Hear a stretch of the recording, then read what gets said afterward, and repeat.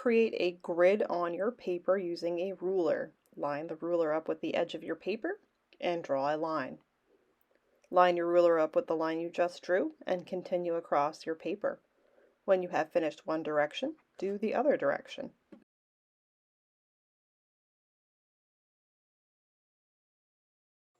If you want to make a circle, you can use a safety compass, or you can trace something that is round. The safety compass has a metal ring that is your pivot point or the center of your circle. You are going to hold the clear plastic part down with your fingers. Don't put your fingers in the holes, that will not keep it steady. Put your pencil in any of the openings along the orange part of the safety compass. The further out, the bigger the circle, the further in, the smaller the circle. I'm going to swing around, go around my arm and not move the hand that's holding the middle of the compass down. You can make more than one circle, but to draw a deciduous tree, or a tree that will have leaves that fall off in the winter time, you can start by drawing the circle first, or you can just draw the tree with branches and no circle. The circle in the style of this artist is the leaf area. Draw the trunk. You can use your lines as your starting and ending points. You can have some of the roots showing if you would like. You don't have to. You do want to have enclosed shapes. A shape has enclosed lines that creates the shape. If I have a circle and I'm making a deciduous tree, I can just make the ends of my branches meet the edges of the circle.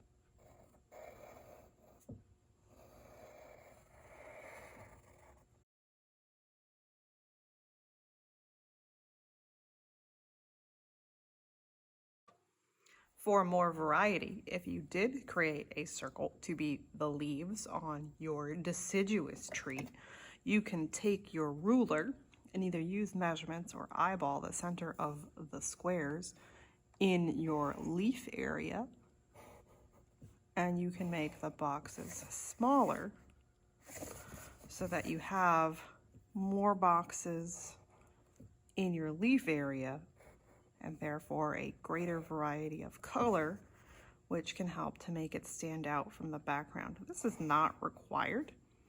You can also put a circle behind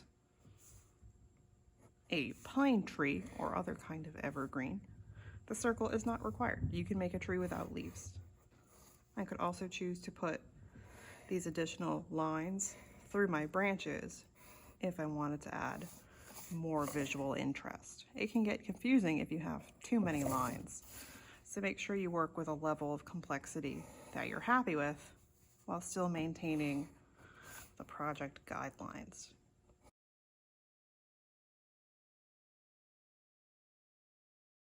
You also want to draw some kind of ground. In some of the artist's examples, she uses the lines in the grid to establish her ground, so she might make these green or different shades of white or gray for snow or different times of year, but you can also draw curves to establish a ground. You can draw more than one tree as well.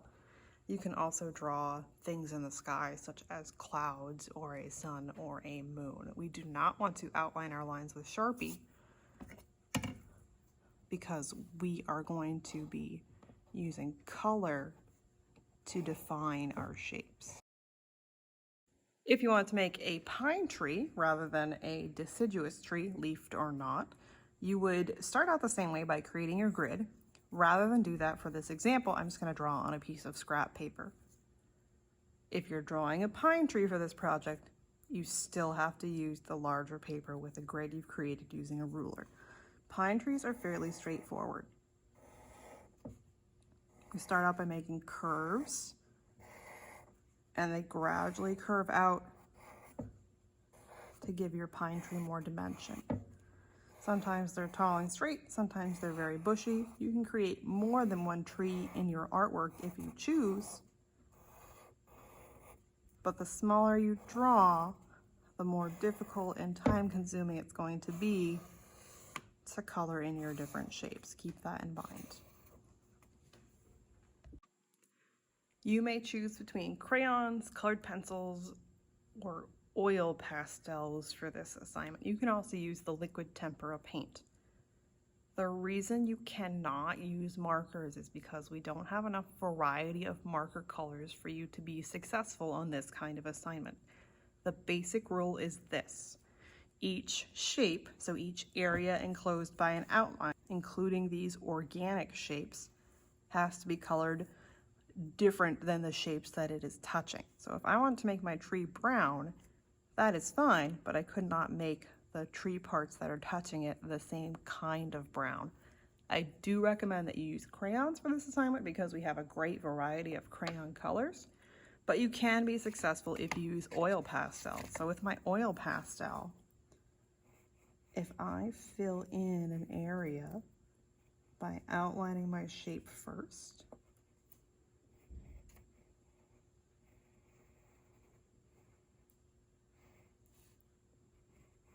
taking my time and using the edge of my oil pastel, especially in a large area.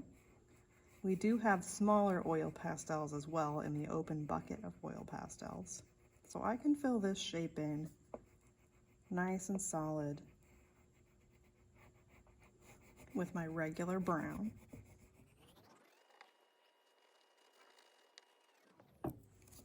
If I have excess oil pastel, remember you want to tap the excess crumbs off. You don't want to blow on it. I would color each shape around it different colors. If this is a tree, the artist that we're taking inspiration from uses all kinds of different colors in the leaves. She doesn't necessarily use leaf colors, so you could stick with colors that you know for certain you've seen on leaves, especially in the fall or different times of year. But you can also use fantastical colors like purple or pink. The reason I'm coloring really lightly with my orange is I'm going to be able to mix. So if I have intense orange here, let's make this match as well. I can't use intense orange next to it. And I don't really want to leave it that wimpy orange. So what I can do is I can take yellow and with the oil pastel go right over my light orange with intensity to make a yellow orange. So they're clearly two different colors side by side. I can also use yellow as it is. If the end of your oil pastel gets kind of gross, you can always use a paper towel or a scrap piece of paper from the scrap bin to clean off other colors that might have gotten on your oil pastels, especially the oil pastels from the bucket. Okay, so nice and intensely filled in. Go right up to the edges of your pencil lines. I'm going to use the same technique for my tree. So if I have this big shape, I'm going to lightly use my brown to fill in my tree shape. Because it can't be the same brown as this tree shape, I'm going to mix another color over it. I can mix white over it to make a light brown. Go right up to that pencil mark.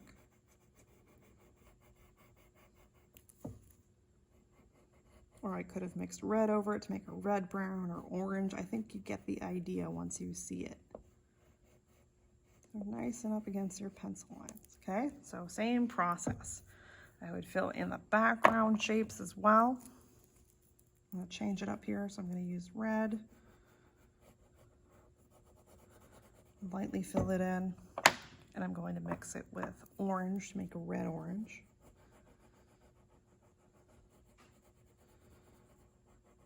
Right up to your pencil lines, okay?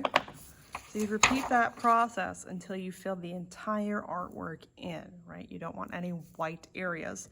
If, for example, I wanted this to be a snow scene, even though I'm going to have fall colors on my leaves, if I want to make snow, I wouldn't be able to color white, but I can use blue. I can lightly fill in my shape, so outline it first. Nice and lightly. And then I would take my white, and again, if my white is dirty, I'll take my scrap paper here, and I can scribble the dirty other pigments off. So I'll get some green in my snow pigment. And I can take white right over that blue. The reason you do the dark color first is because you want it to blend with the white. You can try it the other way if you'd like. Right up to my pencil lines. Okay, so we're defining the shapes with color. So I've got a nice blue ground for my snow. And if I want it to be even lighter, I can use even less pigment from my blue, so not even outlining it per se, just putting a little scribble of blue in there.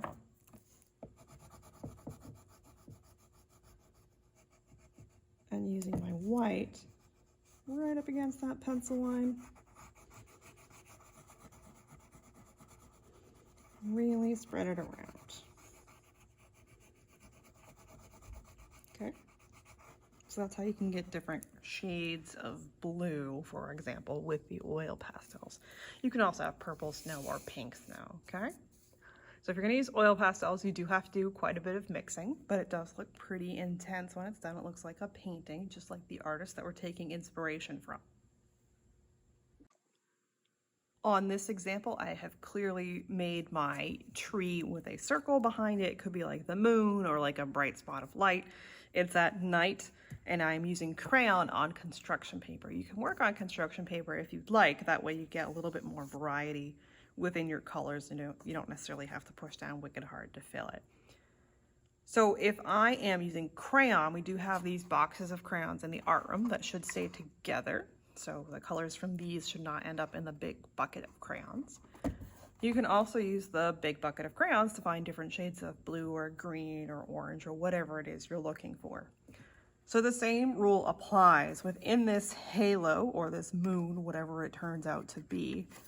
If I were to start with macaroni and cheese is the name of this color, I'm going to outline my shape and then color it in. So I can repeat this color, but it can't share a side with a shape that is also that color to create more visual variety and interest. Practicing good craftsmanship, so staying in your lines. It sounds basic and elementary. It is. I like to approach this kind of technique where I obviously used a thinner ruler and I'm going to put my color in each column. So I've got columns going vertically right through my moon. So if I put one in this column, I already have these two columns. I can only see a little bit of this column, so I'm going to go ahead and put my mac and cheese color here. And then let's go ahead and put this further down. I try not to keep them on the same horizontal band if I can help it. It's not always something I can help. It's a good technique to make sure that it has good visual unity, because if there's only one color popping up every once in a while in some areas, it does look kind of weird. Okay, so if you're using crayons or colored pencils, make sure you're paying attention to the different varieties of colors that you're using. If you're using colored pencil, you can also mix color with your colored pencil, just like we did on the dry media boot camp or the dry color boot camp if you're an 8th grader. Okay, so the same process applies.